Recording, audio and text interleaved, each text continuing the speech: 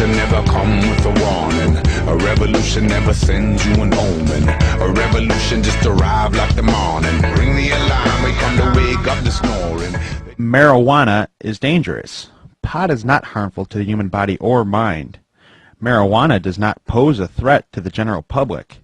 Marijuana is very much a danger to the oil companies, alcohol, tobacco industries, and a large number of chemical corporations.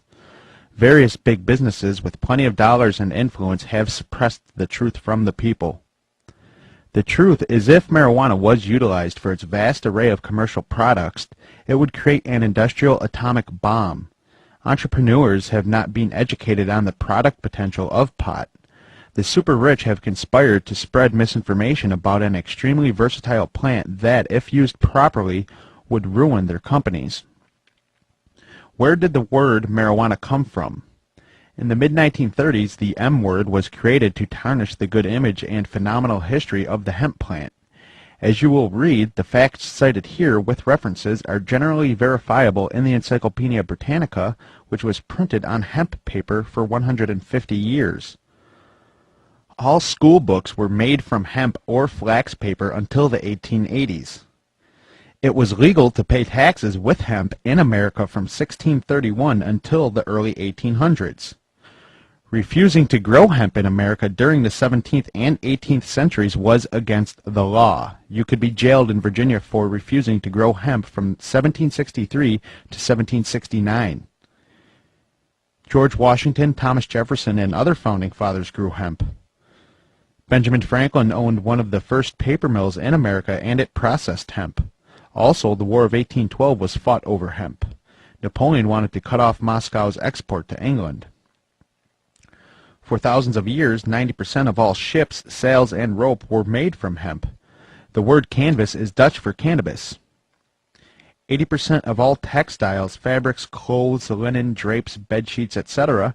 were made from hemp until the 1820s with the introduction of the cotton gin. The first Bibles, maps, charts, Betsy Ross's flag, the first drafts of the U.S. Declaration of Independence, and the Constitution were made from hemp. The first crop grown in many states was hemp. 1850 was a peak year for Kentucky, producing over 40,000 tons. Hemp was the largest cash crop until the 20th century. Oldest known records of hemp farming go back to 5,000 years in China, although hemp industrialization probably goes back to ancient Egypt. Rembrandt's, Gainsborough's, Van Gogh's, as well as most early canvas paintings were principally painted on hemp linen. In 1916, the U.S. government predicted that by the 1940s all paper would come from hemp and that no more trees need to be cut down. Government studies report that 1 acre of hemp equals 4.1 acres of trees. Plans were in the works to implement such programs. Quality paints and varnishes were made from hemp seed oil until 1937.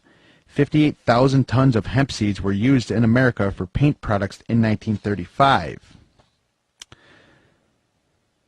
Henry Ford's first Model T was built to run on hemp gasoline, and the car itself was constructed from hemp. On his large estate, Ford was photographed among his hemp fields. The car, grown from the soil, had hemp plastic panels whose impact strength was 10 times stronger than steel. In 1938, on the cover of Popular Mechanics, the title read, "Hemp Called Billion-Dollar Crop." It was the first time a cash crop had a business potential to exceed $1 billion.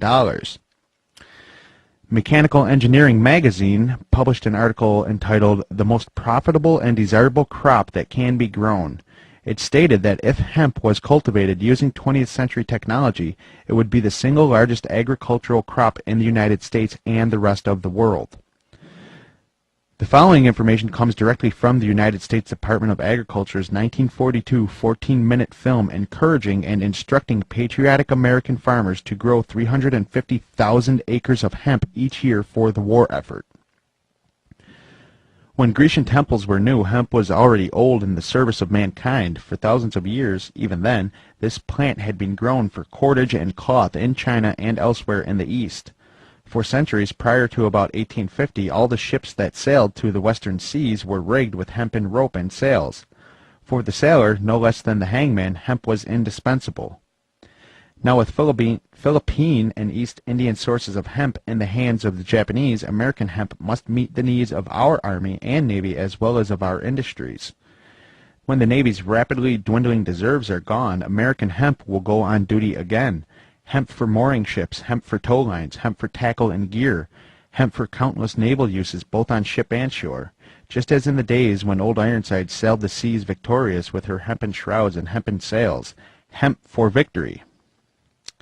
Hemp cultivation and production do not harm the environment. The USDA Bulletin number 404 concluded that hemp produces 4 times as much pulp with at least 4 to 7 times less pollution.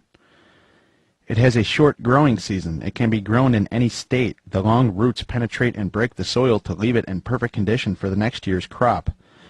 The dense shock of leaves 8 to 12 feet above the ground chokes out weeds. Hemp, this new crop, can add immeasurably to American agriculture and industry. In the 1930s, innovations in farm machinery would have caused an industrial revolution when applied to hemp. This single resource could have created millions of new jobs, generating thousands of quality products. Hemp, if not made illegal, would have brought America out of the Great Depression. William Randolph Hearst and Hearst Paper Manufacturing Division of Kimberly-Clark owned vast acreage of timberlands. The Hearst Company supplied most paper products. Patty Hearst's grandfather, a destroyer of nature for his own personal profit, stood to lose billions because of hemp. In 1937, DuPont patented the processes to make plastics from oil and coal. DuPont's annual report urged stockholders to invest in its new petrochemical division. Synthetics such as plastics, cellophane, celluloid, methanol, nylon, rayon, Dacron, etc. can now be made from oil. Natural hemp industrialization would have ruined over 80% of DuPont's business. Andrew Mellon became Hoover's Secretary of the Treasury and DuPont's primary investor. He appointed his future nephew-in-law, Harry J. Anslinger, to head the Federal Bureau of Narcotics and Dangerous Drugs. Secret meetings were held by these financial tycoons. Hemp was declared dangerous and a threat to their billion-dollar enterprises. For their dynasties to remain intact, hemp had to go. These men took an obscure Mexican slang word, marijuana, and pushed it into the consciousness of America. A media blitz of yellow journalism raged in the late 1920s and 1930s. Hearst's newspapers ran stories emphasizing the horrors of marijuana. The menace of marijuana made headlines. Readers learned that it was responsible for everything from car accidents to loose morality. Films like Reefer Madness, Marijuana, Assassin of Youth, and Marijuana, the Devil's Weed, were propaganda designed by these industrialists to create an enemy. Their purpose was to gain public support so that anti-marijuana laws could be passed. Examining the following quotes from The Burning Question, also known as Reefer Madness. It states that marijuana is a violent narcotic, causes acts of shocking violence, causes incurable insanity, has soul-destroying effects, and a man under the influence of the drug killed his entire family with an axe. More vicious, more deadly even than those soul-destroying drugs, heroin and cocaine, is the menace of marijuana. Reefer Madness did not end with the usual "the end." The film concluded with these words plastered on the screen: "Tell your children." In the 1930s, people were very naive, even to the point of ignorance. The masses were like sheep waiting to be led by the few in power. They did not challenge authority. If the news was in print or on the radio, they believed it had to be true. They told their children, and their children grew up to be the parents of the baby boomers. On April 14, 1937, the prohibitive marijuana tax law, or the bill that outlawed hemp, was directly brought to the House Ways and Means Committee. This committee is the only one that can introduce a bill to the House floor without it being debated by other committees. The chairman of the Ways and Means, Robert Doughton, was a DuPont supporter. He ensured that the bill would pass Congress. Dr. James Woodward, a physician and attorney, testified too late on the behalf of the American Medical Association. He told the committee that the reason the AMA had not denounced the marijuana tax law sooner was that the association had just discovered that marijuana was hemp. Few people at the time realized that the deadly menace that they had been reading about on Hearst's front page was in fact passive hemp. The AMA understood cannabis to be a medicine found in numerous healing products sold over the last 100 years. In September of 1937, hemp became illegal. The most useful crop known became a drug, and our planet has been suffering ever since. A revolution never comes with a warning. A revolution never sends you an omen. A revolution just arrive like the morning. Ring the alarm, we come to wake up the snoring.